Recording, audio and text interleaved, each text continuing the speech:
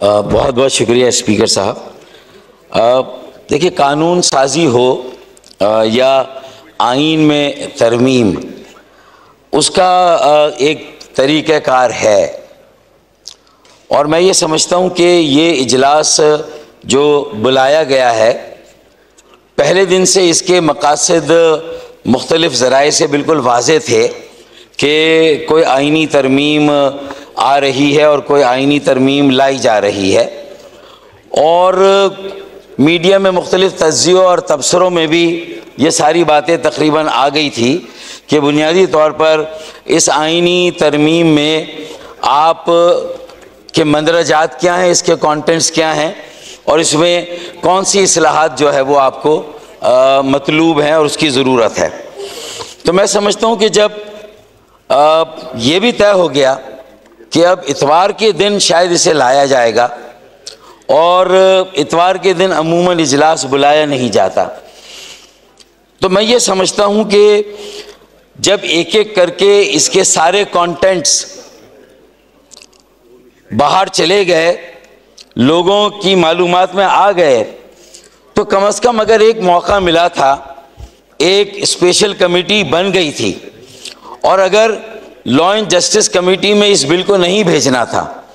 تو چلیں اس special committee میں پہلے دن اگر پورا بل یا اس کا ڈرافٹ جو پروپوزڈ ہے، جو مجوزہ ہے، اگر وہ آپ نہ بھی رکھتے تو کم از کم ایک ورکنگ پیپر ضرور دے دیتے۔ اس سے میں سمجھتا ہوں کہ جس طرح اپوزیشن کی پارٹی بھی اس اسپیشل کمیٹی میں انگیجڈ ہے، یہ ایک اپرچونٹی ہے، تو ہمیں اس اپرچونٹی کو لوز نہیں کرنا چاہیے۔ اور اپوزیشن تو اس بات کا شکوہ کر رہی ہے کہ انہیں ڈرافٹ بھی نہیں ملا اور ورکنگ پیپر بھی نہیں ملا، لیکن اگر ہم حلیف ہیں تو ہمارا بھی گلہ ہے، ہمیں بھی ٹیکن فار گرانٹیڈ لیا جاتا ہے، اور بہت عین وقت میں جب ہم توجہ دلاتے ہیں تو پھر اسحاق ڈار صاحب اور اعظم نذیر تارڑ صاحب آتے ہیں اور میرے جو نیشنل اسمبلی کے ساتھی ان سے بات کرتے ہیں۔ میں یہ سمجھتا ہوں کہ اگر یہ طریقہ کار کو آپ صحیح نہیں کریں گے اور ایک براڈ بیسڈ، ایک آل انکلوسیو اپروچ نہیں کریں گے، تو یہ جو اہم اصلاحات ہیں، لانگ پینڈنگ ہے، جن کے مقاصد پہ میں نے 4-5 دن کی اسپیشل کمیٹی کی میٹنگ میں یہ آبزرو کیا، یہ محسوس کیا کہ پی ٹی آئی کے اراکین بھی جو مین کور اصلاحات کا ایجنڈا ہے، اس سے انہیں بھی شاید اختلاف نہیں تھا، اور ایک اچھا اوور آل کنسنسس بن رہا تھا، صرف طریقہ کار پر اختلاف ہو رہا تھا، اور اس بات پہ بھی اختلاف ہو رہا تھا کہ اگر غیر ضروری برڈن ڈالا گیا ہے اس بل میں، اس کے مسودے میں، تو یہ بھی ایک مناسب اقدام نہیں تھا۔ ہمیں مین کور ایشو پہ بات کرنی چاہیے تھی، جو چارٹر آف ڈیموکریسی میں اگر 2006 میں طے ہوا تھا، تو اس وقت بھی ہم نے کہا تھا کہ آپ جو تحریک چلا رہے ہیں عدلیہ آزادی کی، وہ ججوں کی آزادی کی جو تحریک ہے، وہ عدلیہ کی آزادی کی تحریک نہیں ہے، اور بعد میں اس کے نتائج سامنے آئے۔ مولانا فضل الرحمان اور جے یو آئی نے بھی یہ بات کی تھی، اور ایم کیو ایم پاکستان نے بھی اس وقت متنبہ کیا تھا کہ دیکھیں یہ تحریک آخر میں جا کے آپ کے گلے پڑے گی، کیونکہ آپ نے بنیادی ریفارمز کی بات نہیں کی۔ آپ نے اس ملک میں جمہوریت کی بنیاد کو مضبوط کرنے کے لیے اگر کوئی ڈرافٹڈ بل اور کوئی ٹھوس تجویز اسپیشل کمیٹی ہو، سینٹ ہو، قومی اسمبلی ہو، یا یہاں جتنی بھی جماعتیں ہیں، اگر کسی نے دیا ہے تو وہ ایم کیو ایم پاکستان نے دیا ہے، اور یہ بلدیاتی سطح پر شہری مقامی حکومت کو خود مختار، با اختیار، مؤثر اور با وسیلہ بنانے کا بل ہے۔ میں اپنے پی ٹی آئی کے ساتھیوں سے کہوں گا کہ اگر کوئی اور مسودہ آپ کے پاس نہیں ہے، کم از کم ایک ڈرافٹ اور ایک مسودہ تو آپ کے پاس ہے نا، تو آپ کم از کم اس سے آغاز کریں، 140 کے اختیارات دیں، ورنہ آپ جتنی اصلاحات کریں گے، چاہے وہ عدالتی نظام کی اصلاحات ہوں، چاہے آپ معاشی اصلاحات کی بات کریں، چاہے معاشرتی اصلاحات کی بات کریں، آخر میں جا کے آپ فرسٹریٹ ہوں گے پھر. And always what we do is too little too late. صوبائی خود مختاری بھی آپ نے کب ایڈریس کرنا شروع کی؟ جب آپ نے دیکھا کہ آپ کا پارلیمانی نظام بھی اپنے پیروں پہ کھڑا نہیں ہے. مرکز مضبوط پاکستان کی ضمانت نہیں ہے، مضبوط صوبے مضبوط پاکستان کی ضمانت ہوگی. اور آج